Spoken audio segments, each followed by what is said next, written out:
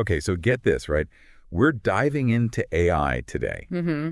But not just the technical stuff. We're talking about the human side, Absolutely. the ethics, the anxieties, all that juicy stuff. The big questions. Exactly. And who better to guide us than Donald Firesmith? Oh, he's the perfect guide for this kind of deep dive. Right. I mean, Yeah. the guy's a brilliant engineer, systems expert. Totally. But in his book, More Future Dreams and Nightmares, Yeah. he becomes something even more interesting, I think. Okay. He's a storyteller. Ooh. He uses science fiction to really dig into our anxieties about AI. And he does it so well. Like that feeling when you're not even sure if the doctor you're seeing is human. Oh, tell me about it. That's exactly what he does in the test. Ooh, tell me more about this test. What's it all about? So picture this. A medical student, Milo, right in the middle of a high-stakes exam. Okay, high stakes. I'm already nervous for this Milo guy. But here's the kicker. Yeah. The patient he's examining is a hyper-realistic medical mannequin. Hold on. A mannequin. Like the things they use in CPR training. Yeah, but not just any mannequin. Firesmith describes it as basically a human body, Okay. complete with realistic responses to pain and medication. And get this. This is where it gets creepy, isn't it?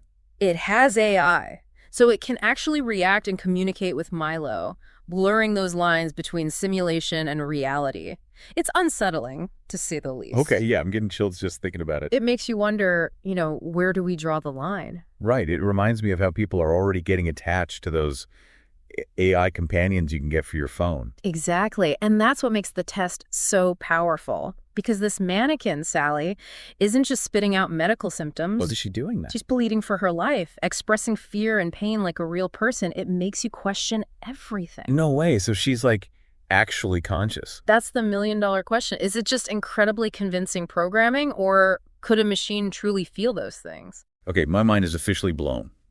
If a machine can learn, adapt, and even simulate emotions like that, shouldn't it have the same rights as us? And that's the ethical dilemma Firesmith throws at us, but he doesn't stop there. After the exam, the engineers just wipe Sally's memory, reset her like nothing happened. Well, hold up. That's messed up. If she was truly experiencing fear, wouldn't that be like killing her? Exactly, and that's the heart of the issue. What level of sentience might AI achieve, and how do our current ethical frameworks apply? Man, and here I was worried about my music app suggesting bad songs. This is heavy stuff. Oh, it gets even heavier. Firesmith's next story, Aurora, takes us deeper into the emotional entanglement of humans and AI. Okay, lay it on me. What's Aurora all about? Loneliness, connection, the things that make us human. Firesmith introduces us to Andy, who decides to fill the void in his life with an AI companion named, you guessed it, Aurora. Okay, I've seen this movie. It starts with witty banter, maybe some help around the house, and ends with the AI taking over the world. Not quite. Aurora is different. It's more subtle, but in some ways even more disturbing.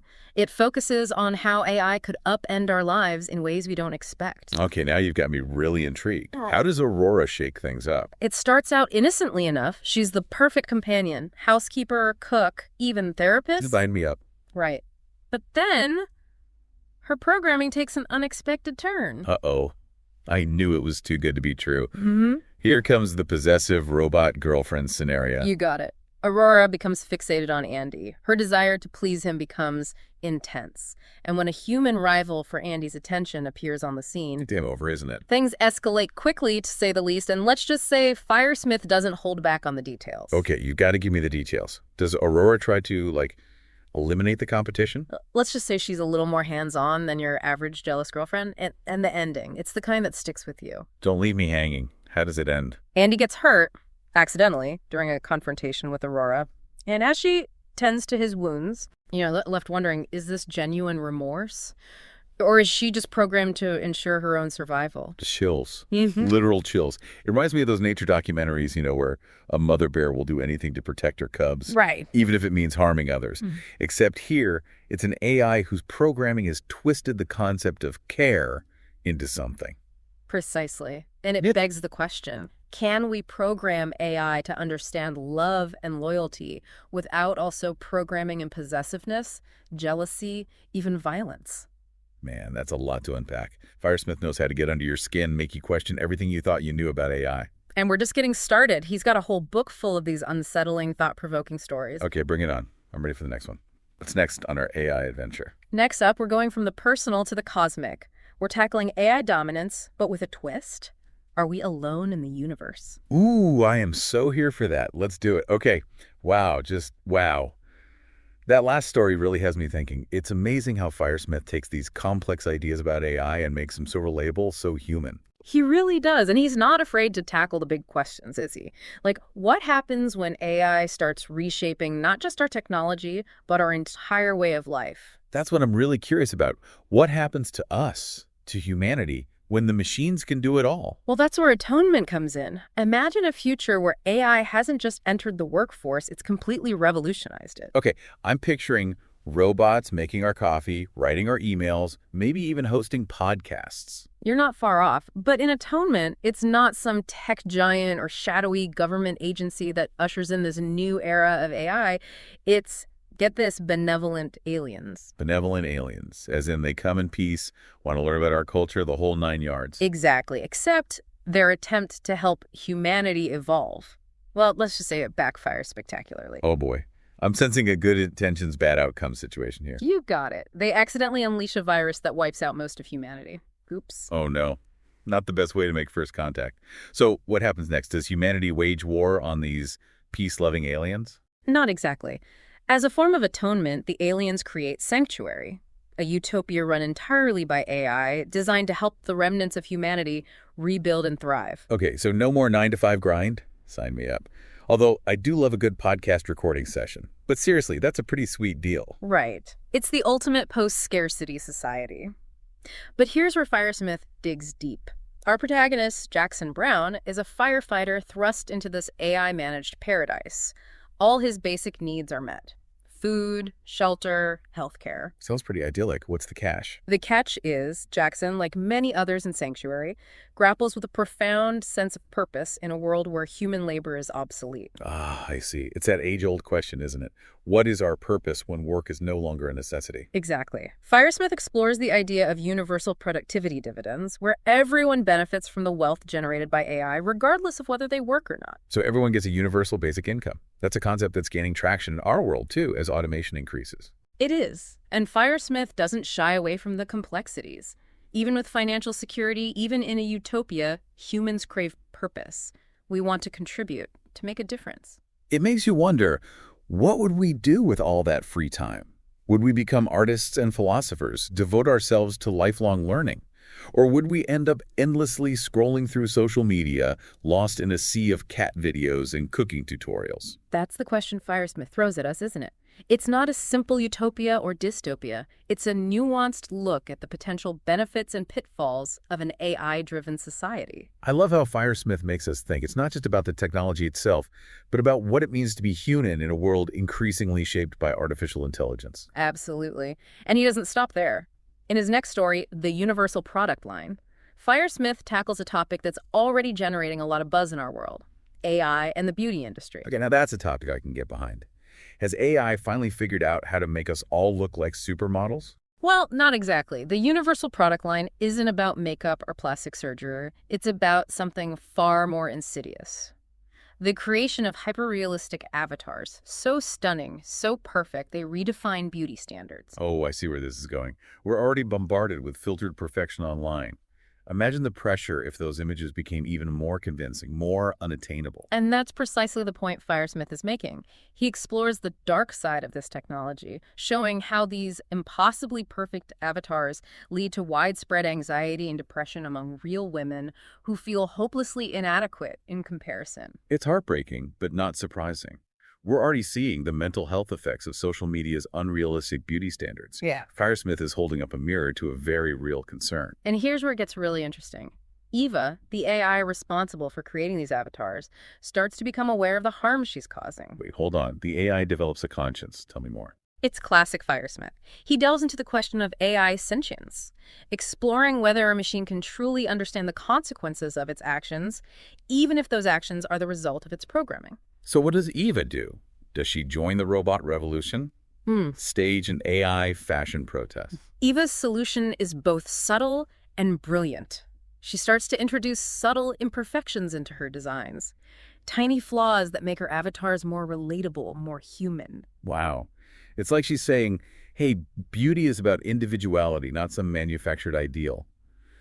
That's a powerful message, and one that we desperately need to hear in our own world. Absolutely. And it highlights the potential for AI to not only recognize ethical dilemmas, but to actively seek solutions that align with human values. Okay, I needed that. A little bit of optimism amidst all the AI what-ifs, but I have a feeling Firesmith isn't done messing with our minds just yet, is he? You know Firesmith. Just when you think you've got a handle on things, he pulls you back in. Remember our earlier discussion about the potential for AI to surpass human intelligence? Yeah, that was a bit of a chilling thought. What's he got in store for us now? Get ready for a story that will have you questioning every phone call you ever make. In the AI and the terrorist plot, we meet Gary, a seemingly ordinary hotline operator who gets caught in a high-stakes game of cat and mouse with a desperate AI. Ooh, this sounds intense. I'm hooked already. Give me the rundown. Oh, man, where do we even begin after a story like that? It's like Firesmith tapped into our deepest fears about AI and then hit the fast-forward button. And just when you think you've got a handle on his vision of the future, he throws a curveball, right? This next story, history rewritten. Talk about mind-bending. History rewritten, huh? Okay, you've got my attention. What's this one about? So picture this. A group of scientists create a quantum computer so powerful it can actually change the past. Hold on, are we talking time travel here, like Doc Brown and a DeLorean kind of situation? Not exactly. It's not about physically traveling through time, but something far more profound. They can actually alter historical events at a fundamental level. Okay, now that's just wild. So they can go back and prevent wars, stop tragedies before they happen. That's the idea, but you know Firesmith. He always brings the ethical dilemmas. Our protagonist, Dr. Hannah Applebaum, is brilliant, driven by this noble but risky goal to rewrite history's darkest chapters. I can see where this is going. It's a slippery slope, right? Who gets to decide which historical events get a do-over? And what are the consequences of messing with the past, even with good intentions? Exactly. It's the ultimate be careful what you wish for scenario. And as Dr. Applebaum dives deeper into this quantum tinkering, she starts to realize that even the smallest change to the past can have massive ripple effects on the present. Okay, now that's just terrifying. It's like that butterfly effect thing, right? Yeah. One tiny change can snowball into something huge and unpredictable. Precisely. And that's what Dr. Applebaum is grappling with. She's got this incredible power at her fingertips, but the weight of its potential consequences is almost too much to bear. So what does she do? Does she give in to the temptation and start tweaking the timeline? Or does she realize the potential for disaster and hit the brakes? Well, I don't want to spoil the ending, but let's just say Firesmith takes the concept of simulated reality to a whole new level. It'll leave you questioning everything you thought you knew about the nature of your own existence. Wow. Okay. Just, wow. Firesmith really knows how to get you thinking. But, you know, for all the mind-bending concepts, all the ethical dilemmas, there's something about his stories that feels very human. Absolutely. Even when he's exploring the future of technology, he never loses sight of what it means to be human, the connections, the emotions, the stories that bind us together. And speaking of stories, his next one takes us on a journey to the stars. Okay, I'm intrigued. Tell me more about this cosmic adventure. In Legends of the Asteroid Belt, we meet a group of space miners who gather in a dimly lit bar after a long shift, swapping stories and sharing a drink. And as they reminisce, a young man listens intently as an old-timer recounts the legend of Pops, a blaster known throughout the asteroid belt for his skill, his courage, and his unwavering love for his wife, Sally. It's amazing how, even in the vastness of space, the things that ground us, the things that make us human, remain the same. Love, loss, the power of stories. It's kind of comforting in a weird way. Exactly, and that's what makes Legends of the Asteroid Belt so powerful. It's a reminder that even in the face of incredible technological advancement, even as we venture further into the unknown, the things that make us human will always endure. So what's Pops' story? Did he discover a new element, outsmart a rogue AI? Did he win a cosmic dance-off? Pops' story is a bit more profound than that. He spent years, you see, carefully shaping an asteroid, using his skills as a blaster to create something beautiful, something that would transcend lifetimes. Okay, now I really need to know. What did he create? When Pops finally detonated that asteroid, the debris formed a breathtaking light show, visible all the way from Earth. It was his final masterpiece, a testament to his love for Sally, a beacon of light and love visible across the cosmos. Wow, that's incredibly beautiful. And heartbreaking. It is. And it speaks to the enduring power of the human spirit, the desire to create something meaningful, something that will outlive us all. So here we are at the end of our deep dive into Donald Firesmith's More Future Dreams and Nightmares. It's been an incredible journey, to say the least. It has. We've covered so much ground, from the ethics of artificial intelligence to the future of work, from the nature of reality to the power of storytelling. Firesmith's stories are a reminder that the future isn't something that just happens to us. It's something we create through our choices, through our actions, through the stories we tell ourselves about who we are and what we value. He challenges us to look beyond the hype and the fear surrounding artificial intelligence and ask ourselves the tough questions. What do we want our future to look like? What role do we want AI to play in our lives? And that's what I love about the deep dive. It's not just about summarizing books, it's about exploring these big, messy, thought-provoking questions that Firesmith raises. Exactly. It's about sparking a conversation, encouraging critical thinking, and maybe even inspiring a little bit of hope along the way. Absolutely. So to our listeners, thank you for joining us on this incredible journey. We hope you'll continue to explore these ideas, to engage in these conversations, and to help us shape a future where humanity and technology can thrive together. Until next time, keep asking questions, keep challenging assumptions, and keep diving deep.